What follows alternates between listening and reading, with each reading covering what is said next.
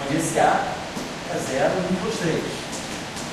Os meus campos estão aqui, está todo mundo aqui. E aí, claro, nesse espaço eu tenho o elemento de linha. Quem é o meu elemento de linha nesse espaço? É a AB, que a métrica minkowskiana tem esse A, tem esse B. Então, nesse ponto aqui, eu traço meus vetores tangentes no plano tangente. Tá? Agora, o que nós sabemos? Quando nós temos uma variedade de base, eu posso, como esses objetos aqui, é tudo local, eu estou fazendo isso em cada ponto do espaço-tempo, nada me impede de eu escrever essa relação assim. Eta AB, dxA, é a derivada de xA em relação a xi. Essas coordenadas são locais. Derivada de xB em relação a xi. dxi. Então, agora eu estou fazendo, eu tenho uma geometria no meu espaço tangente. Tá? E, como tudo é local, em cada ponto eu tenho um espaço tangente, esses objetos dependem de x. Então, agora eu estou simplesmente reescrevendo esses objetos em termos dessas diferenciais aqui. Mas quem são essas paredes? O Gemini vai ser aquela coisa. Quem são esses objetos? São as diferenciais das coordenadas do espaço-tempo de base. Então, esses objetos aqui são, em princípio, eu poderia definir um elemento de linha. Em princípio, eu posso definir um elemento de linha no meu espaço-tempo de base. No fundo é o seguinte, um vetor que está no plano tangente, ele é um vetor tangente à variedade, ao espaço de base. Então, ele pode ser escrito, qualquer vetor que está no espaço tangente, ele pode ser escrito como combinação linear de vetores que estão, vamos chamar de zero, que estão no espaço-tempo de base. Isso aqui eu simplesmente tenho um vetor eu tenho um vetor nesse plano tangente, mas esse vetor que está nesse plano tangente, ele é também tangente à variedade. Então ele pode ser escrito como uma combinação linear de vetores no mesmo espaço-tempo de base. Então é isso que nós estamos dizendo. Esses objetos aqui, então isso aqui vai definir para mim uma nova métrica, que é, no fundo, é a projeção da métrica de Minkowski, é a projeção da métrica de Minkowski no espaço-tempo de base via esses objetos. Então esses objetos aqui, eles estão fazendo uma conexão entre as coordenadas planas locais e as coordenadas curvilíneas genéricas. São esses objetos aqui que nós chamamos de filine. Chega muito mais perto disso do que na GBL. Bom, amadurecemos, eu acho que pode ser. Então esse objeto aqui, vamos colocar assim, a gente vai definir esse objeto, ele tem um índice no espaço-tempo curvilíneo, tem um índice no espaço-tempo de base, e ele está aqui. Obviamente, vocês entendem o seguinte, esse objeto, essa relação aqui, ela tem uma simetria de calibre. Por quê? Porque esse objeto aqui, eu chamei esse objeto aqui de LA. Então, nós estamos dizendo o seguinte, a métrica que eu vejo no espaço-tempo de base, ela é uma projeção, é a minha métrica do espaço-tempo plano, vezes essa filar e essa filar. Se vocês quiserem, a gente pode escrever essa relação da seguinte maneira: Gemini é Mi, tá? Eta AB é BI. Então, com a matriz, a métrica plana pode ser pseudo-riemanniana, 1 menos 1, e o outro. E o é transposto. Então, quer dizer, se eu digo que isso aqui é linha e isso é coluna, então isso é linha. Então isso é coluna. Então isso é linha, isso é coluna. Deixa eu botar aqui no meio. Então olha só, se esse índice aqui é linha, porque isso aqui é linha e isso é coluna, esse é linha. Então esse é coluna. Coluna, linha. Coluna, esse cara aqui vai ter que pegar esse índice como linha. Esse índice aqui é que é coluna. Nessa matriz aqui, esse aqui é linha, coluna. Aqui está ao contrário. esse aqui é linha e esse é coluna. Linha, coluna, aqui ó, linha, coluna. Então essa matriz aqui é o transposto desse. Então, na verdade, no fundo eu poderia escrever essa relação assim. G mini é o MI, transposto, eta é mi. Claro, lembrando que as contrações entre A e B são feitas exatamente dessa forma. Está tudo aqui, está tudo dito aqui. Então, o que nós estamos observando? Se eu redefinir a Filbari por uma transformação de Lorentz, se eu fizer a seguinte transformação, é MiA de X min, é lambda A B, é mi D, ou seja, eu estou dizendo o seguinte, eu faço uma transformação de Lorentz na própria Filbari.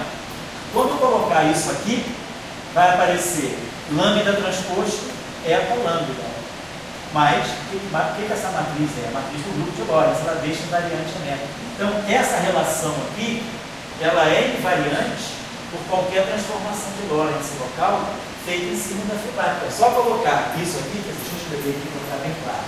Se a gente disser o seguinte, para nós quem é a métrica Gemini?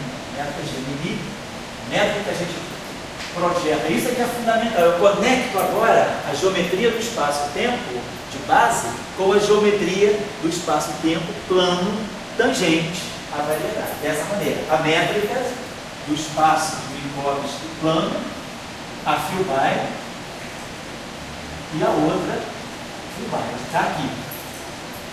Agora, pelas transformações, se eu fizer uma transformação de Lorentz, então digamos que é mi a minha é lambda AB MD.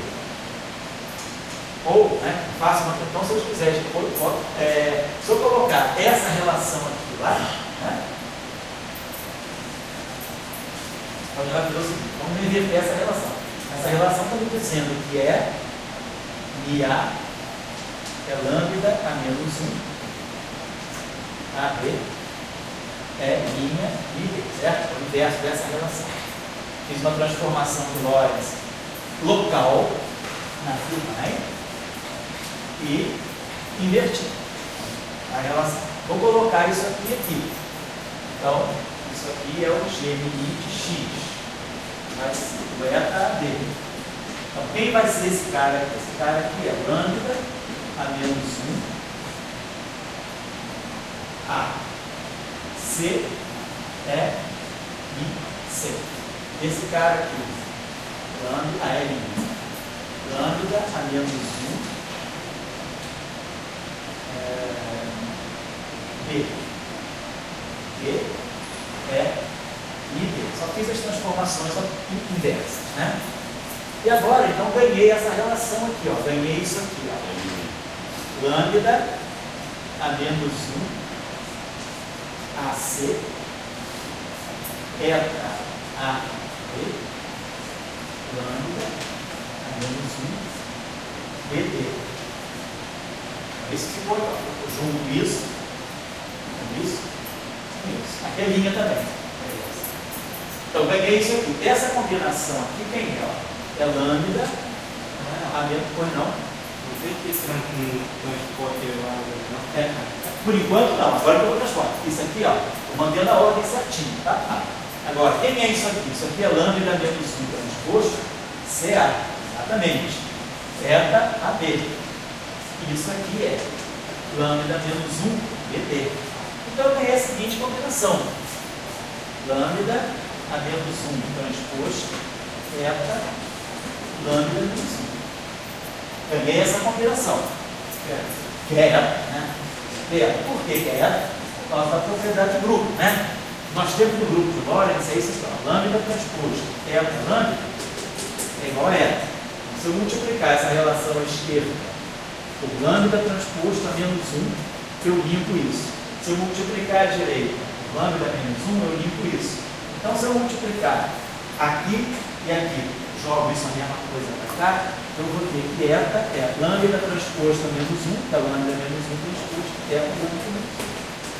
Então, da invariância ditada, a definição do grupo de Lorentz segue essa relação. Então, como o Carlos observou ali, isso é o eta. Então, uma transformação de Lorentz, a métrica do espaço-tempo de base, ela não percebe a transformação de Lorentz local. Então, o que nós temos é que o G' de x continua sendo θ AD é linha li B é linha em C. Ou seja, filbains que difiram por uma transformação de Lorentz local dão a mesma métrica.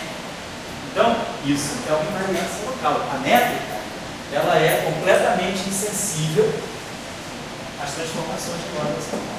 Isso confirma o fato de que Lorentz local é uma simetria. O espaço-tempo de base, ele não percebe que eu rodei à vontade ali dentro da minha comunidade. Porque, no fundo, o que eu estou fazendo é isso. Quando eu digo que a filbain é esse objeto aqui,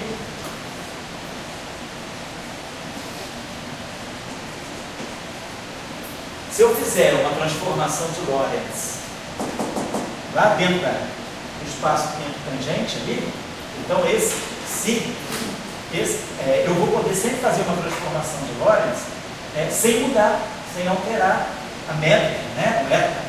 Então, significa que a filbain ela é definida sempre a menos de uma transformação de Lorentz local. Qualquer filbain que difira de uma outra por uma transformação de Lorentz dá a mesma métrica do espaço-tempo.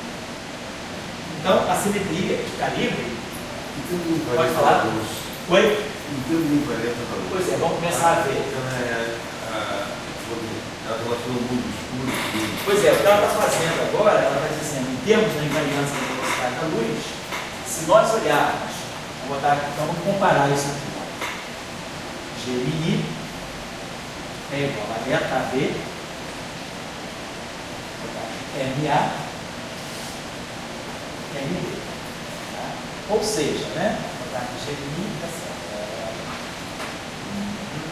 Então, DS2, eu estou querendo dizer isso aqui, claro.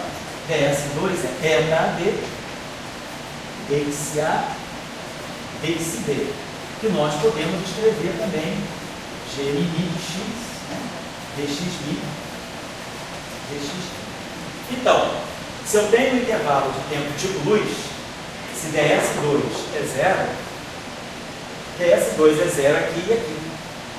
Então, se eu estou falando de alguma coisa que é tipo tempo, tipo espaço ou tipo luz, isso tanto vale aqui quanto aqui. Essa relação, ela é comum aos dois. Então, se eu pegar um intervalo, a invariância da luz, se eu tiver um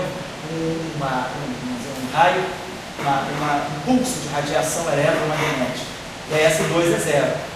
Então, o pulso de radiação eletromagnética ele pode ser descrito nesse espaço interno por essas coordenadas, ou no espaço-tempo de base por essas coordenadas, que é a mesma coisa. A invariância da luz, ela foi transmitida daqui para cá.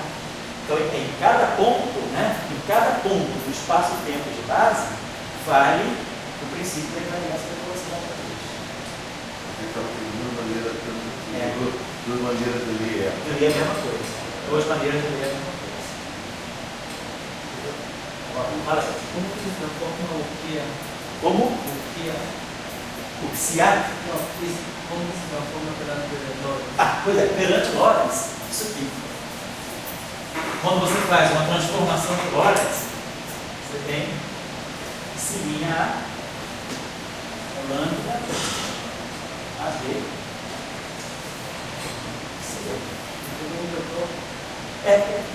dentro do espaço-tempo, vamos dizer o seguinte, é melhor colocar assim, é melhor fazer isso aqui, vou te dizer por quê. O que nós temos é isso aqui, vamos olhar a partir daqui, isso é um vetor. Isso é um vetor. Agora, esse objeto aqui, vamos colocar assim, esse objeto aqui é isso aqui.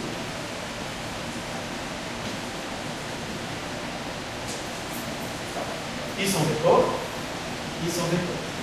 Isso aqui é uma matriz. Vamos colocar que o psiar são coordenadas planas que dependem do x.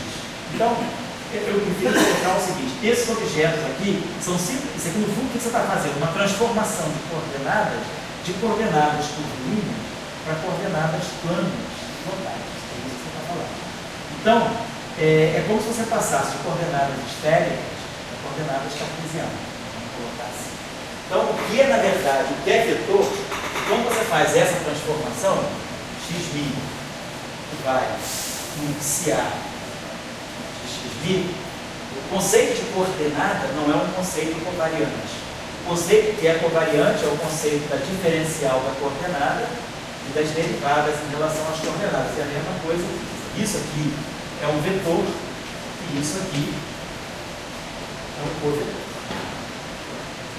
Porque você definiu delinear como derivada que a x'. Isso, quer dizer, para nós é isso aqui. E aí você transformou ele como se fosse vetor. Ah, sim, isso, vamos dizer por quê. Porque esse objeto aqui, ó.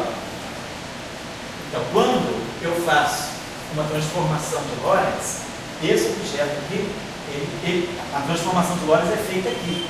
Né? Então, quer dizer, quando você faz uma transformação de Lorentz aqui, o que você tem é o dx a linha é lambda AB dx AB. É isso que eu estou fazendo.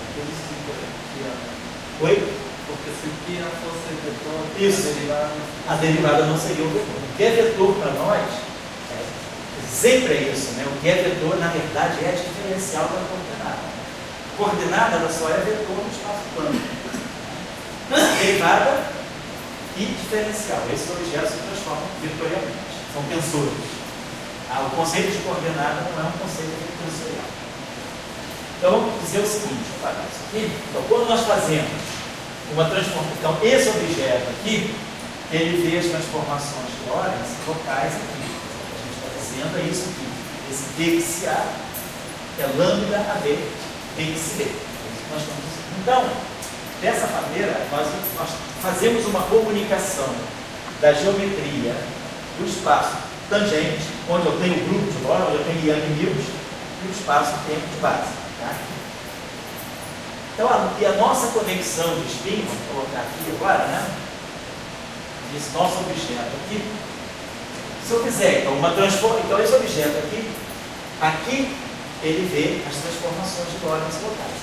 Aqui, esse objeto aqui, ele tem um caráter tensorial. Esse objeto aqui, ele pega, vamos colocar assim, está junto com isso, quando eu definir esse objeto aqui, ó, isso aqui é d dxi mais ig ômega mi. Eu não falei tipo de transformação. Será que eu tenho algum tipo de simetria nas coordenadas que podem fazer transformações entre as coordenadas x e x', né? Daqui a pouco já vamos ter isso aqui. Então, por exemplo, esse objeto aqui, isso aqui, d dxi, sendo assim coordenadas curvilíneas gerais, esse objeto aqui tem um caráter tensorial, ou seja, se eu faço uma transformação geral de coordenadas agora, se eu passo de x'mi, não para as coordenadas planas psiar, mas eu passo de x'mi com x'mi, a min de x. Então nós sabemos, né? Derivada em relação a x'mi é a derivada em relação a x'mi e a derivada de x'mi em relação a x'mi. Nós temos ali isso aqui. Ô, Glória, já vai, né? Então, a mãe está vendo aí? Tá legal, beleza. Então a gente vai ter isso aqui. Dmi, tá aqui, ó. Isso aqui é uma lei de transformação tensorial. Transformação eu estou fazendo aqui. Isso aqui, sim, são transformações gerais nas coordenadas do espaço-tempo de base. Estou fazendo transformações do espaço-tempo de base, não estou mexendo no espaço-tempo. Não são transformações de Lorentz. São transformações gerais de coordenadas embaixo. Então, esse objeto aqui tem um caráter vetorial, tá? Um caráter vetorial. Ele se transforma como um vetor covariante. Olha o jacobiano aqui. Então, é claro que esse objeto aqui, se eu fizer uma transformação geral de coordenadas, né? Então, esse ômega mi, vamos colocar só, transformação geral de coordenadas. Esse objeto aqui vai com ômega mi, que vai ser d x minha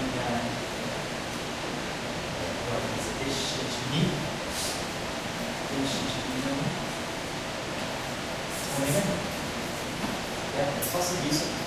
Só que essa relação aqui pode ser lida assim, ele vai em relação a x' mi, estou fazendo aqui, derivar em relação a x' e derivar x' em relação a x'.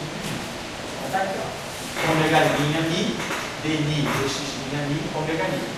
Esse objeto aqui, ele se transforma corretamente como um vetor, como um quadrivetor, sob transformações gerais de coordenadas do espaço-tempo estável. Eu posso passar de x para x', né? Vou botar aqui, só para a gente ver. Quando a gente passa de x para x', nós temos isso aqui, S2, eta B, dxa, dxb. Se eu fizer transformações de Lorentz aqui, isso aqui não muda. Então, isso aqui é a mesma coisa, eta B, dx'A, dx'B. Onde a transformação que me relaciona dx'A com dxi é uma transformação de Lorentz, local. É lambda, é um lambda. Mas agora, esse objeto, ao mesmo tempo, ele é igual a gmi de x, dx'mi, x'mi. Se eu agora faço transformações de linha, não são transformações de Lorentz nessas coordenadas, são transformações no espaço-tempo de base. Simplesmente eu mudo as coordenadas, mantenho os pontos, mas mudo as coordenadas no espaço-tempo de base. Então, esse objeto aqui vai se transformar como? Vai ser dx dx'mi, dx lambda, dx'mi, g kappa lambda, g' kappa.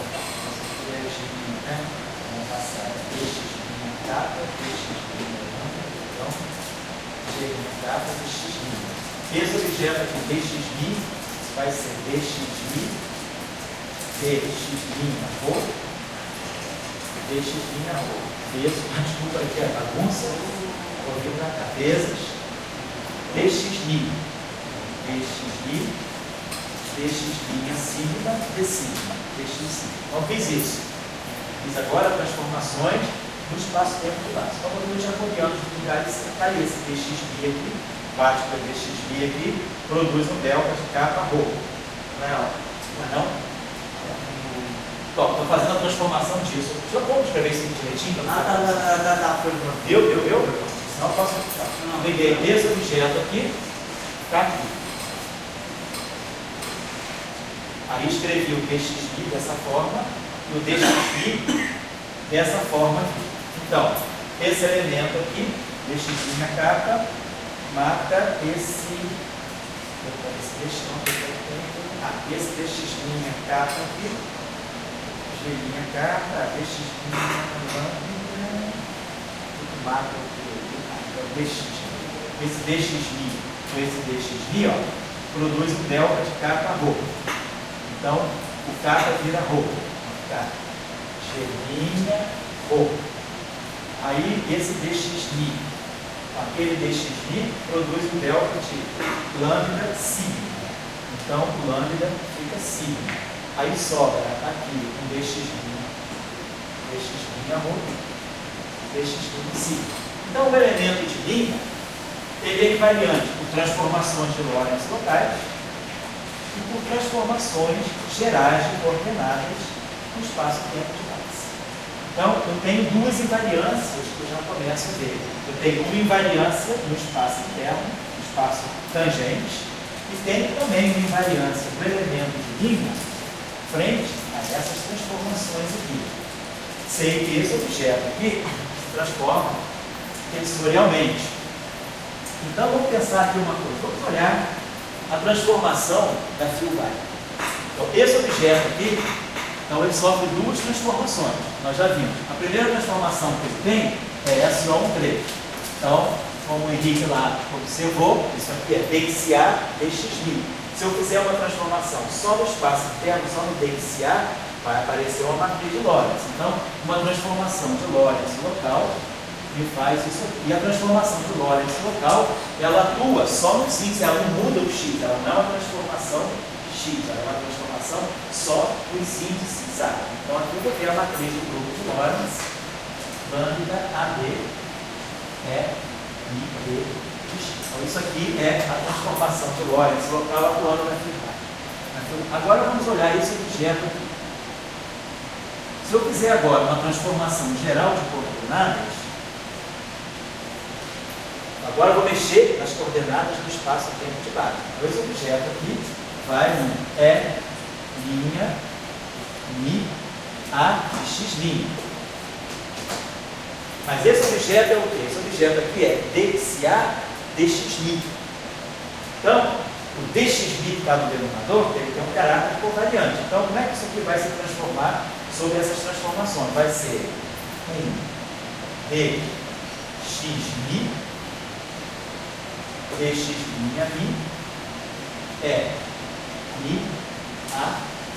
A transformação geral de coordenadas, ela não toca no A, ela toca no mi. E a transformação de Lorentz local não toca no mi, toca no A, porque essa transformação ela mexe nesse índice. E essa transformação geral de coordenadas, ela mexe no índice do espaço-tempo de base. Por que é exatamente isso? É por causa disso. Porque a Filbin é dxa, dx'mi. Então, isso aqui é a mesma coisa. Eu vou derivar xa em relação a x'mi e derivar x'mi em relação a x'mi. Então aparece lá aquele fator, né? O dxa dx'mi, que é o E', né? Então esse aqui é o meu esse fator aqui é o E', só inverter isso aqui. Então isso aqui é o E', então vai aparecer esse fatoriano inverso quando é exatamente isso que está aqui. Então isso que está aqui é consequência da definição daquilo que a gente chama de Filbin. Só inverter depois essa relação para poder botar o linha em função do que é essa linha. Então, nós temos dois tipos de transformação que atuam na Filbin. Vamos ver o que tem de interessante agora.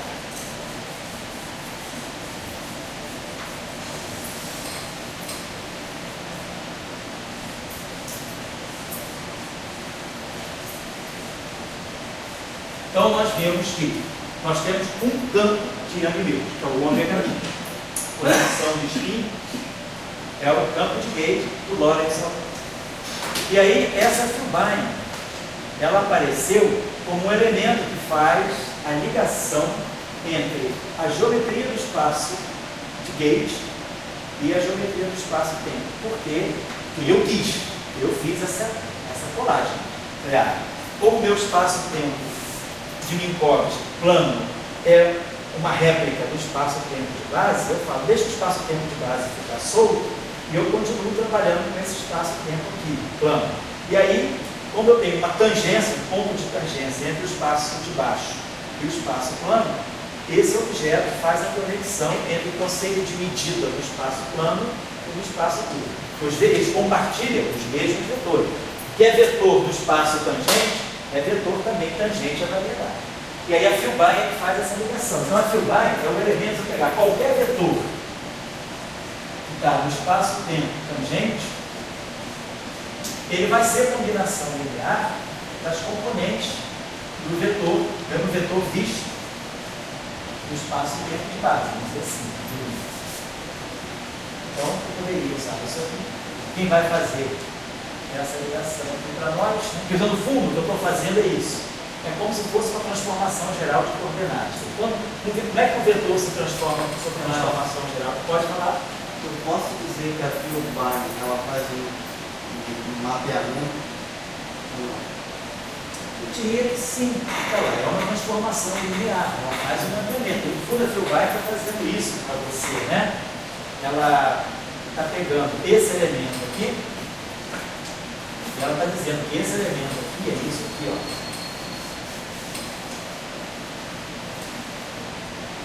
Então, ela realiza um mapeamento desses vetores. Claro que é um mapeamento linear, porque isso aqui é a função de x. Mas se, por exemplo, se o espaço-tempo de base fosse plano, a Filbin vai virar o delta. Porque o que é a Filbin? É dxa, dx'mi. Se esses dois espaços coincidem, o x'mi no fundo é um dxa. Então, isso aqui vai ser delta. Então, no espaço-tempo plano, a Filbin é o próprio delta de plano. Você, no fundo, está colocando um espaço em cima do outro. Ele está fazendo isso. Eu pego esse espaço aqui e coloco em cima desse. O espaço plano Só que eu chamo camuflo simples. Então, esse aqui é um espaço plano com índice A, esse é o mesmo espaço plano com índice B. Então, a Filbai é um delta, ela simplesmente faz uma conversão direta de índice. Agora, se o espaço delta não for plano, então, essa passagem é não trivial, certo? Então, a Filbai, pelo que vocês estão vendo, é ela que vai dizer se o espaço tenso de base é plano ou não. Se eu souber a Filbai, eu sei a métrica do espaço de base. E aí eu sei, na verdade, quem é o espaço de base. A geometria, quer dizer, a gravitação vai saindo daí. E quando nós resolvermos, o que a gente vai poder tirar é uma equação que de alguma maneira dê a Filbai. Quem souber a Filbai sabe bem. Nas equações de Einstein, a gente resolve direto para a métrica. Temos equações para a métrica. Eu determino a métrica pela distribuição de matéria. E aqui a nossa ideia vai ser no fim determinar a Filbai. Só que nós vamos ver o seguinte, a Filbai ela é mais do que a gente pensa. Vamos ver agora. Então, vamos olhar. A Filbai, ela, do ponto de vista do grupo de Lorentz local, ela se comporta como um campo de matéria.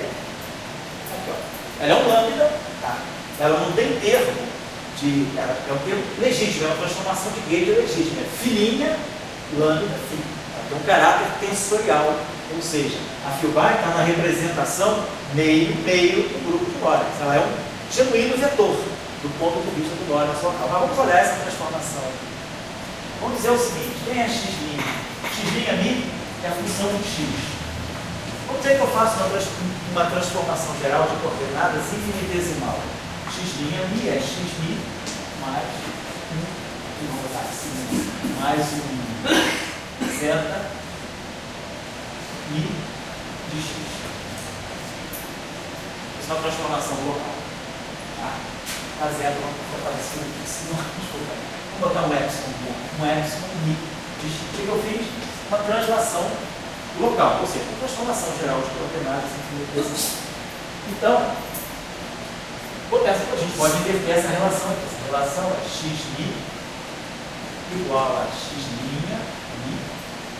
menos epsilon mi de x. Se eu tirar, vamos deixar aqui. Vamos primeiro fazer isso aqui, depois a gente acerta, tá bom? Então vamos usar essa relação aqui. Vamos ver essa relação, o que ela dá para a gente. Ó. Mi A de x'. Mas é que x'? X' é x mais epsilon. Depois a gente faz a expansão. Quem é dx? Então aqui a gente tira aqui. Dx' mi. Dx', que eu preciso lá, é delta mi mais a derivada mi do epsilon. Estou só derivando essa relação com relação a x'. Então, é o jacobiano dessa transformação.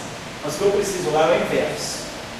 Quem é dx'?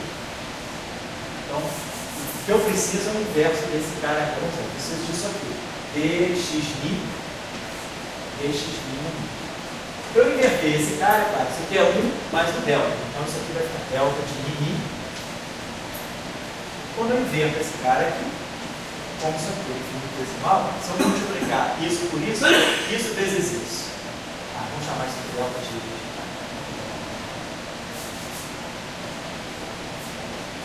Então, se eu multiplicar isso por isso vai dar.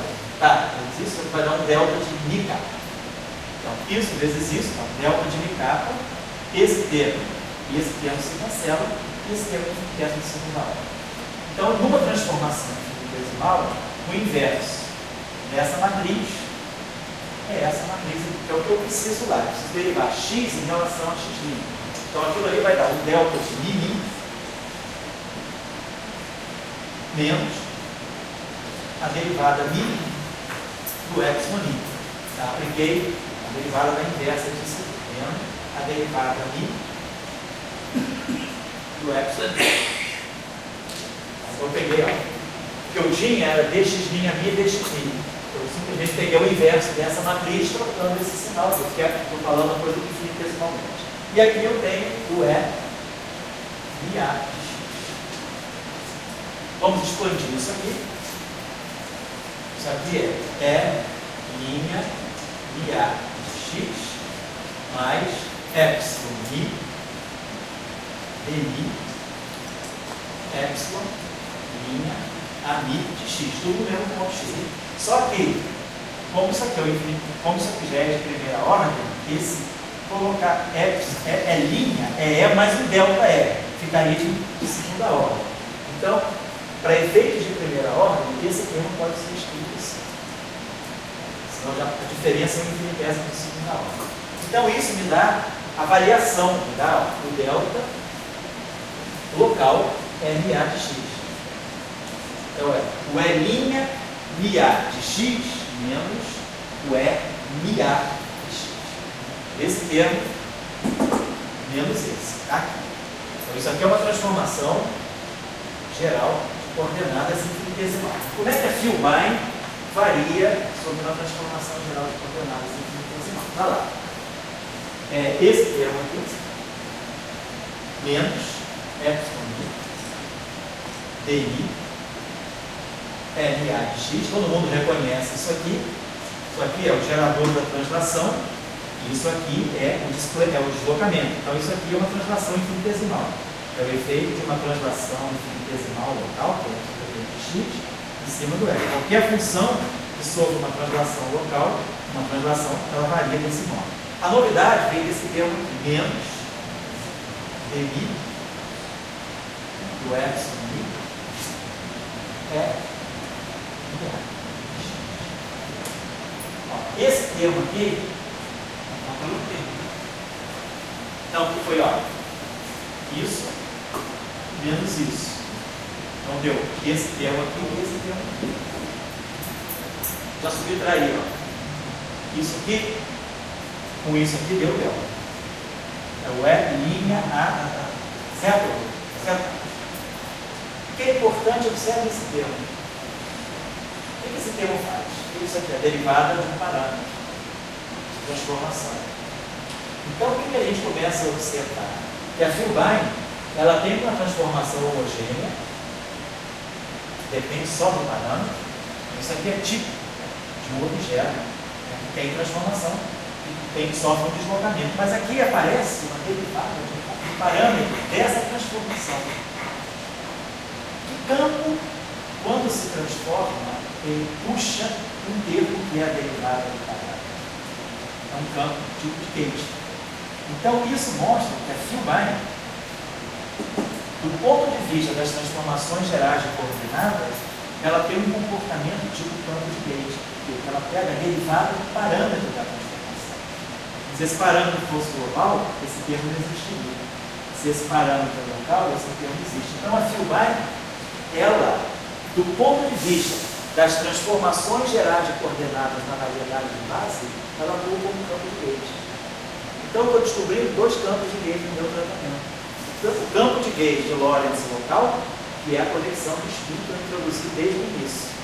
E quando eu fiz essa ligação entre o espaço local, tanto plano, e o espaço-tempo de base, eu introduzi a Filbin. E aí agora, analisando o comportamento da Filbin sobre as transformações que ela pode sofrer, eu vejo que do ponto de vista do Lorentz local, ela é um genuíno tensor, ela se transforma como um campo de matéria qualquer. Mas do ponto de vista das transformações gerais de coordenadas, ela tem uma transformação que me indica a presença de uma derivada de um parâmetro. Ou seja, ela tem um comportamento tipo campo de Gauge. Claro que o campo de Gauge genuíno ele tem um termo homogêneo. Então, ela não é exatamente um campo, segue padrão do campo de Young-Mills, mas ela é um campo de calibre. Se eu usar essa transformação, que eu posso escolher o meu parâmetro de uma tal maneira a influenciar na Filbin que eu quero. Eu posso, a partir de uma Filbin, chegar a uma outra Filbin fixando esse parâmetro. Então, é típico de uma transformação de Gauge. Então, a gente, já vou tratar o item de desenvolvimento, então a gente já começa a perceber que a formulação ela foi se enriquecendo. Eu comecei com Lorentz local, e aí quando eu fiz a conexão entre os dois espaços, eu trouxe a transformação geral de coordenadas. E aí eu começo a perceber que a Filbin, ela se transforma. A Filbin, então esse ômega mi, ele guarda caráter, né, de campo de Young-Mills, né, do Lorentz local.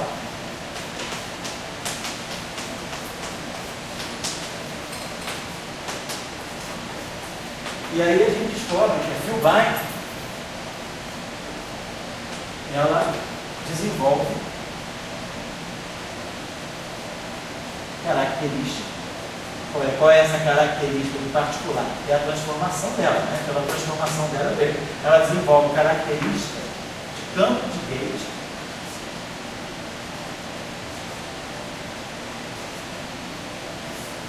da simetria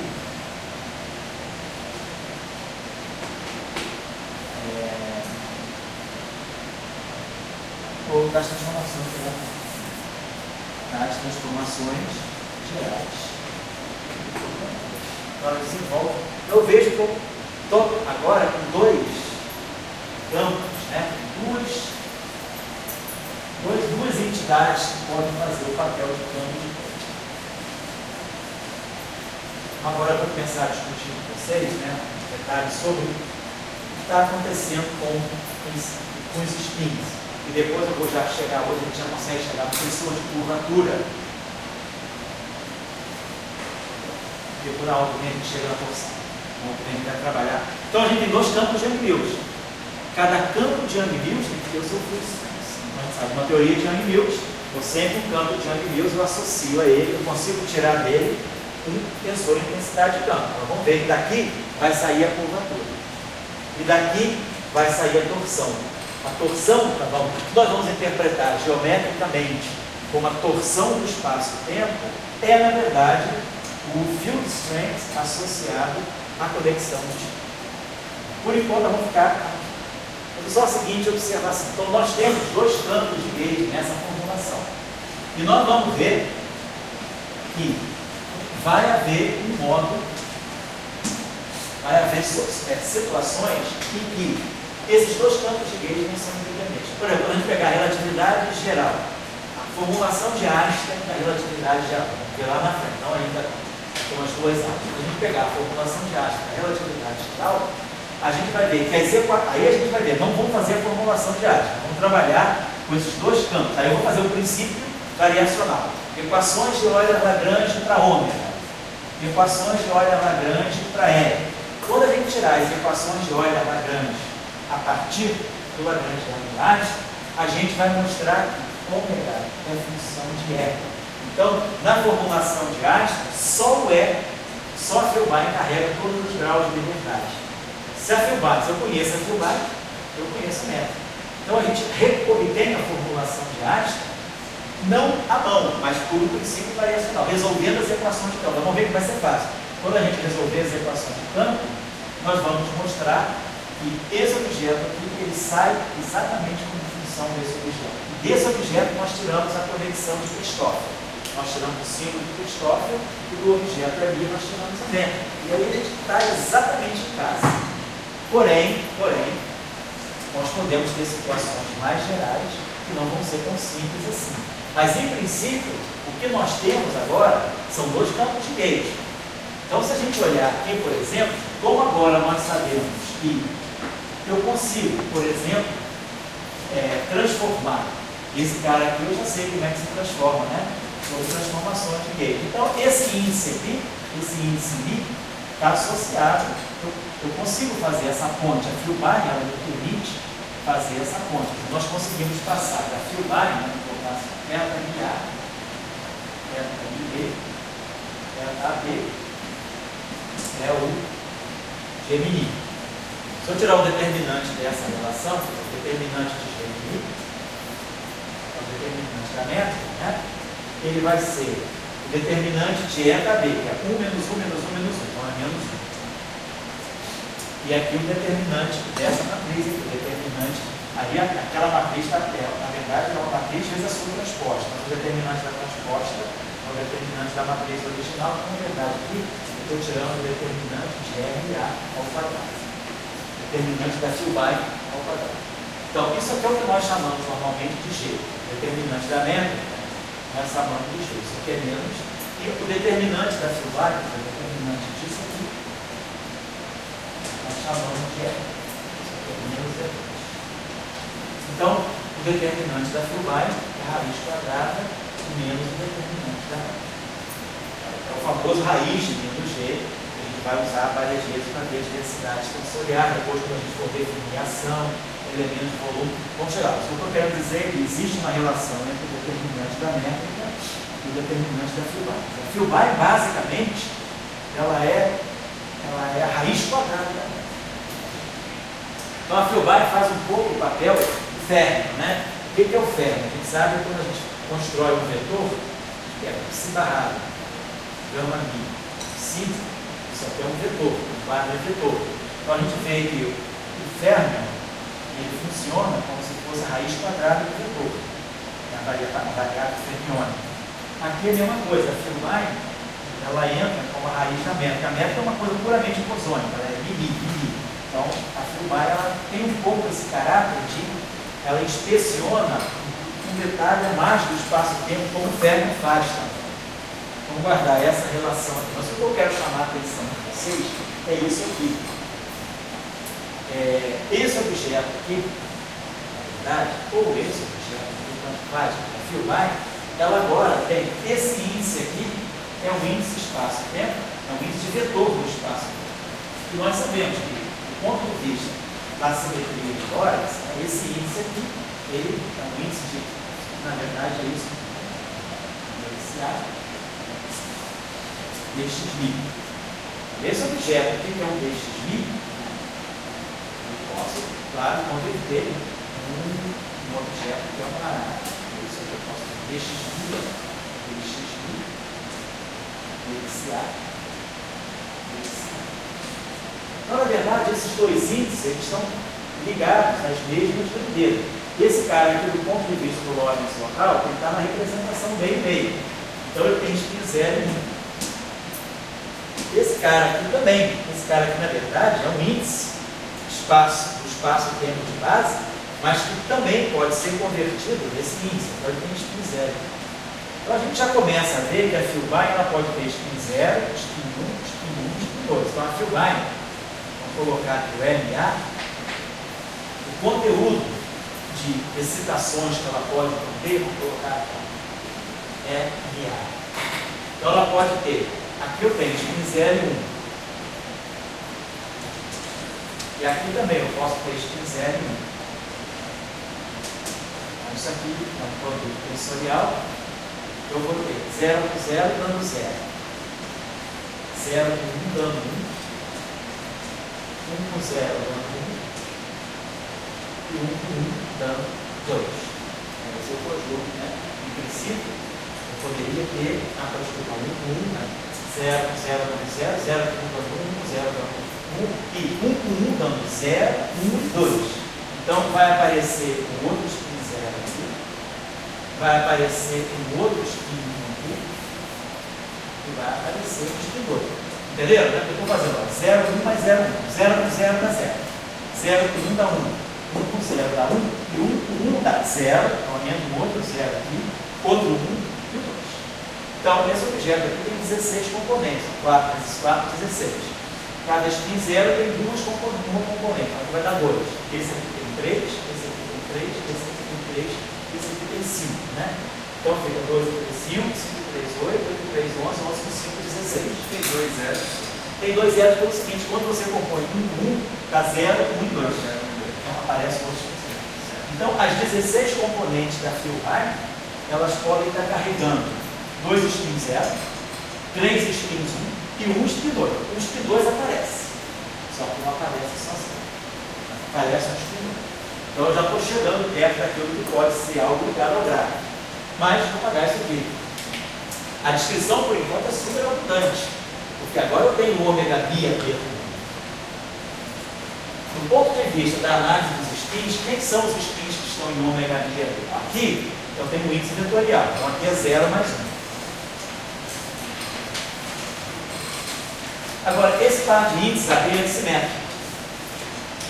Quando nós pegamos o grupo de Lorentz, se vocês se lembram bem, a combinação antissimétrica de AB, ela está na representação 1, 0 mais 0, 1. Quando eu pego dois índices do espaço de unipódios antissimetrizados, Eu estou na representação do FMI. É a representação do FMI aqui, Maxwell. Então é a representação 1, 0 mais 0, 1. Isso é spin 1. E isso também é spin 1. Então, olha só, ômega mi AB, aqui tem 4 índices. Isso aqui é antissimétrico em AB. Então tem 6. 6 vezes 4, 24. Tem 24 componentes aqui. Isso aqui é uma matriz antissimétrica. Esses dois índices são antissimétricos. Então eu posso pegar 0, 1, 0, 2, 0, 3, 1, 2, 1, 3, 3, 2. Dá 6 índices, 6 vezes 4, 24. Então, 0 com 1 dá 1. 0 com 1 dá outro 1. Aí vem 1 com 1 dá 0, 1 e 2. E 1 com 1 de novo dá 0, 1, outro 1 e 2. Então eu tenho 5 vezes 2, 10, 10 com 6, 16, 16 com 2, 18, 3, 21, 3, 24. Então, a conexão de spin, em princípio, ela contém 2 spins 2, 4 spins 1, 2 spins 2,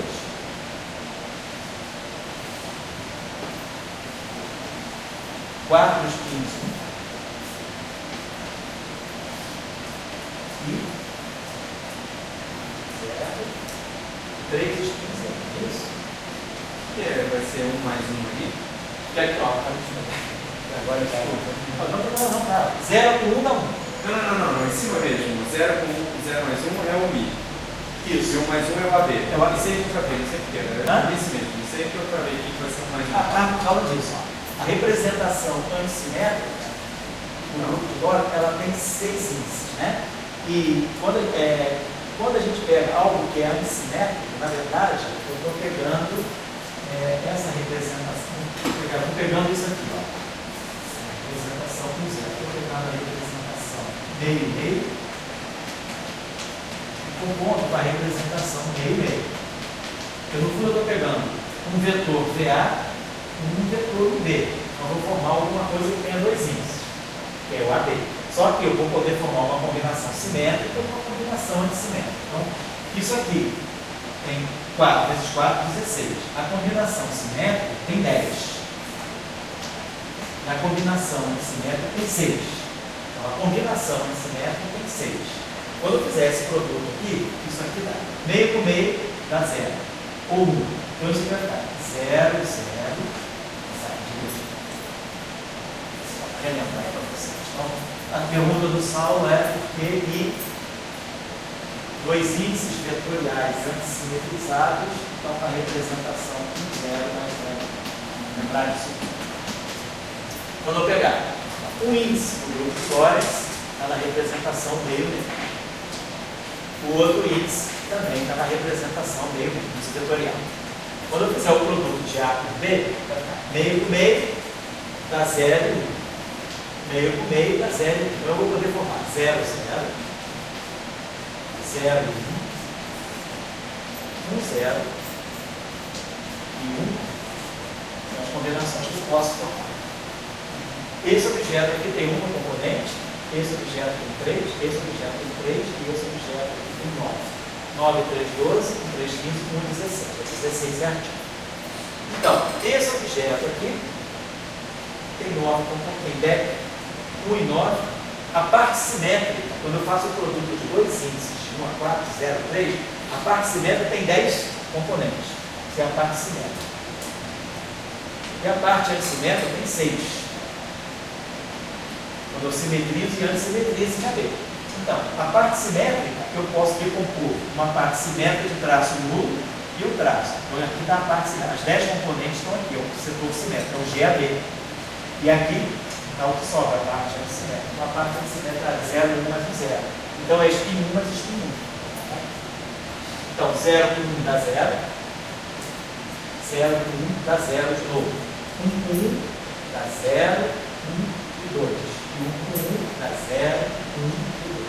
Então, nós formamos no final de tudo 2 spins 2.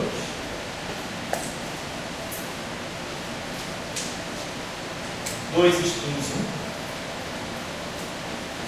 1 e 4 spins 0.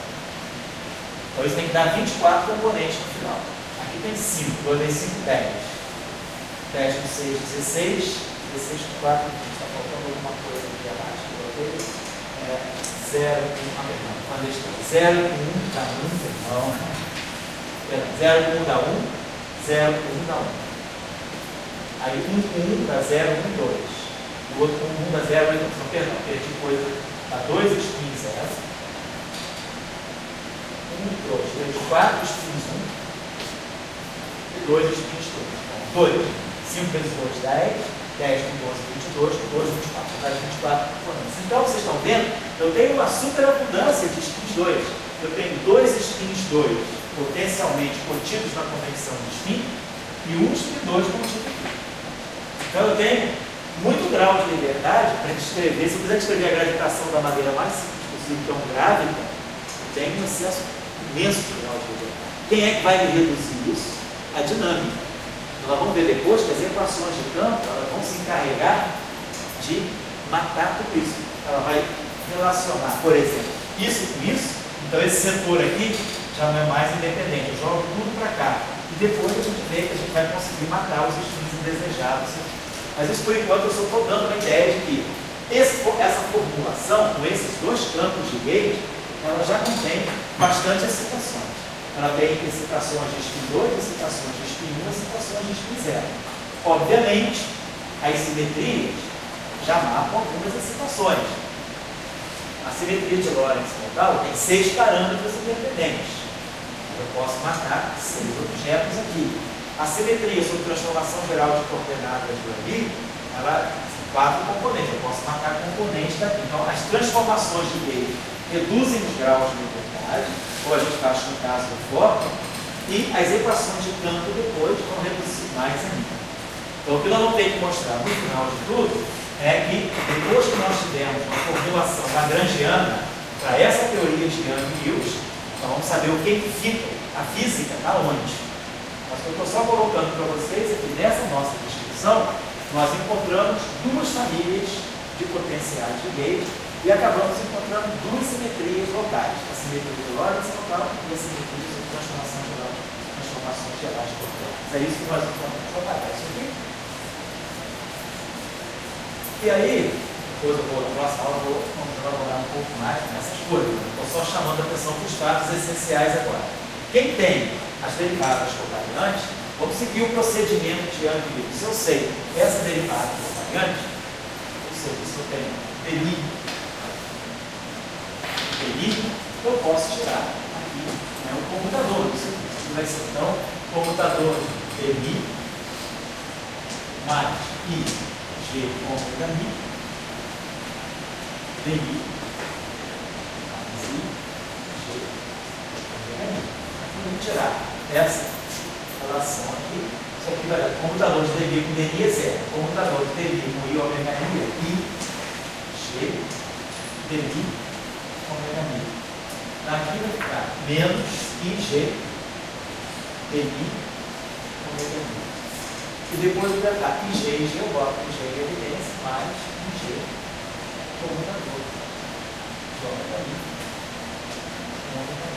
Então, a gente pode dizer, vai chamar isso aqui o nosso tensor de é o R mini. É o F mini. Mas lembrando que esse objeto aqui é algebrado. Então, lembrando que ômega é o ômega mi AB, sigma AB. Então, se eu agora aqui acendo o gerador,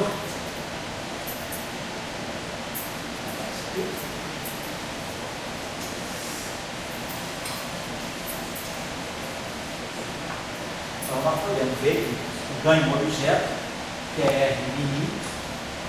Então eu vou fazer o seguinte, o que eu vou fazer? Vou botar isso aqui, é 1 meio de ômega mi AB, sigma B, 1 meio de ômega mi AB, 1 meio. Só que aqui eu vou ter o comutador dos sigmas com sigmas. Eu vou usar a álgebra de livre grupo de Lorentz. Então, no final dessa relação aqui,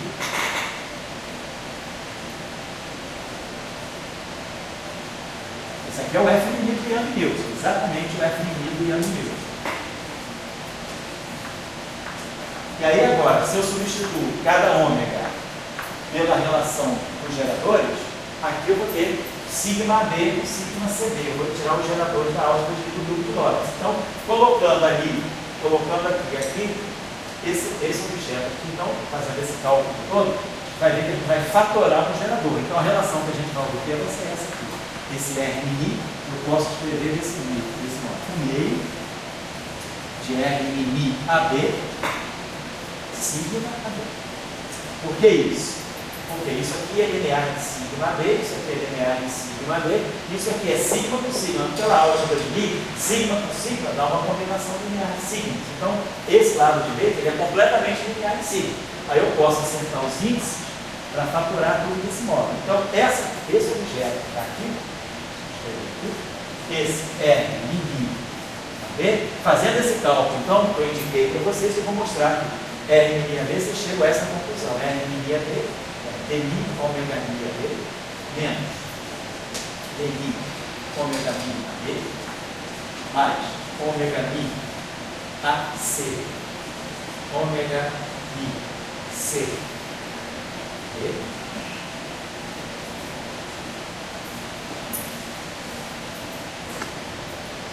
menos ômega mi AC ômega mi C, que é exatamente o que nós chamamos de tensor de curvatura.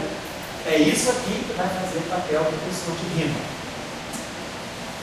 Já fica claro para nós por quê? Porque eu posso projetar esses índices aqui, sinóis.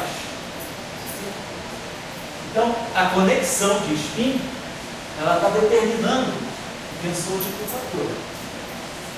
Então, se eu fizer essa relação... Mas olhando assim, Oi. por que é um tensor que dá curvatura?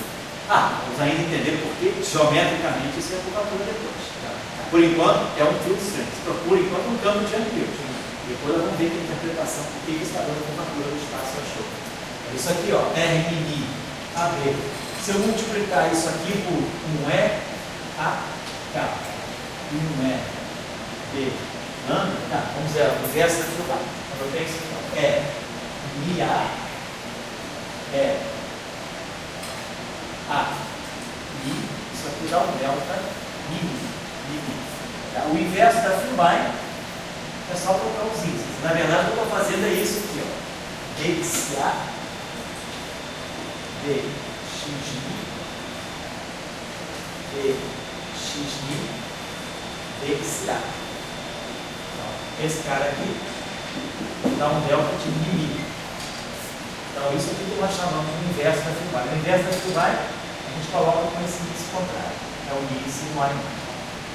Eu estou multiplicando aqui, se eu pegar isso aqui e multiplicar dessa forma, isso aqui exatamente, para mim, o que a Filmine faz? Ela converte esse índice nesse. Então, isso aqui é o R mini está falando.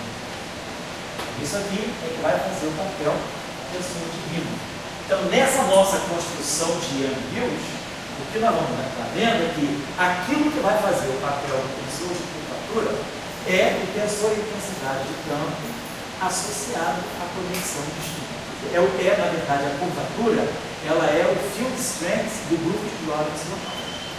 Nós não mostramos ainda por que isso faz o papel de tensor de curvatura. Depois nós vamos fazer as interpretações geométricas e vamos ver em que sentido isso aí faz o papel de curvatura, no sentido de deslocamento paralelo. Então, por enquanto, então, nós já construímos o primeiro objeto invariante.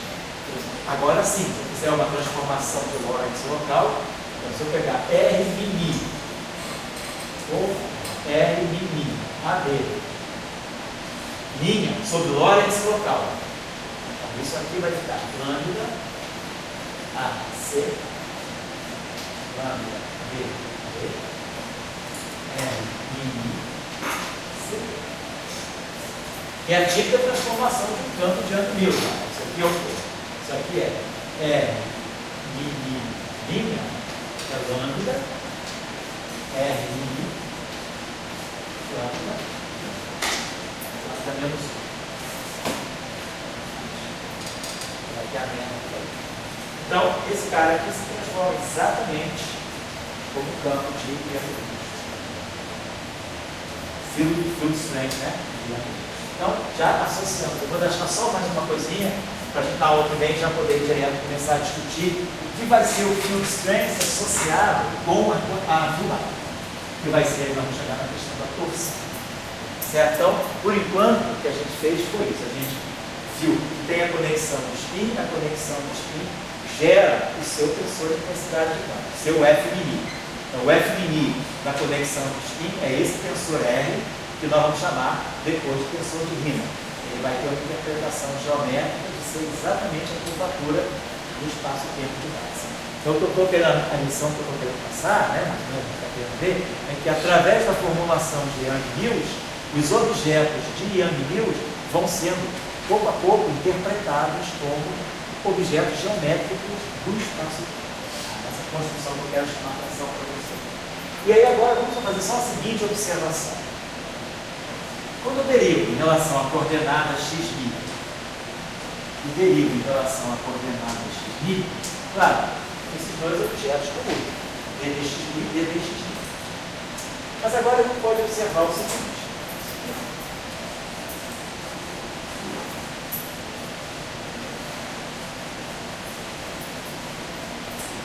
Derivar em relação a x'mi, eu posso escrever dessa forma. Eu derivo em relação a CA. Eu derivo CA em relação a x'mi. Então estava para a gente, né, a noção da filmagem. Então isso aqui é MA DA. Então estou derivando em relação às coordenadas planas locais. Agora vamos observar o seguinte. Quem é o comutador de DA com VT? Isso aqui é MA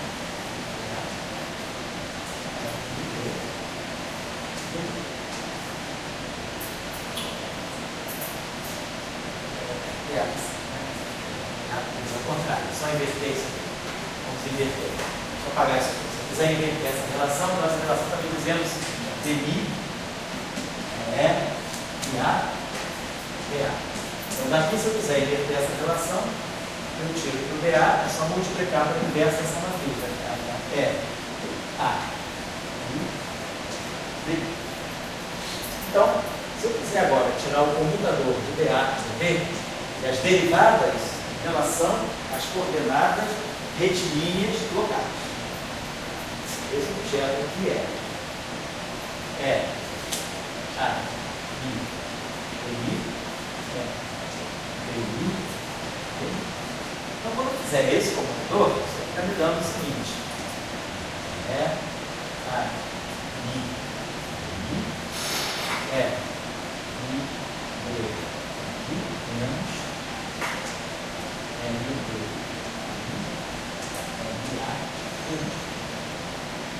Então, é claro, essa derivada bate aqui, então eu vou produzir esse termo então. É A, I, DI, do NB, DI, mais Mi, A, Mi, D, DI, certo? Menos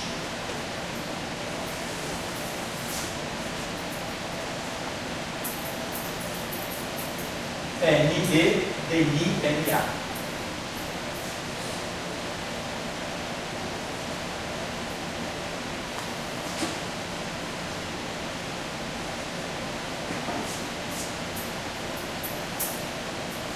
E depois menos NB,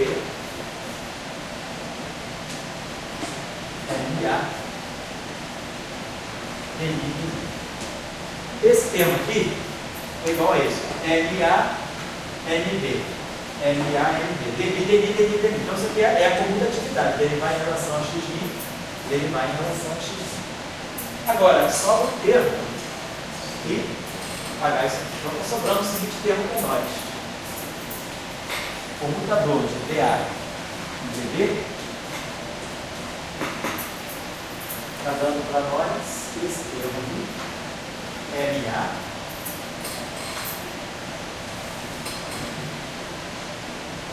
DI, NB, DI.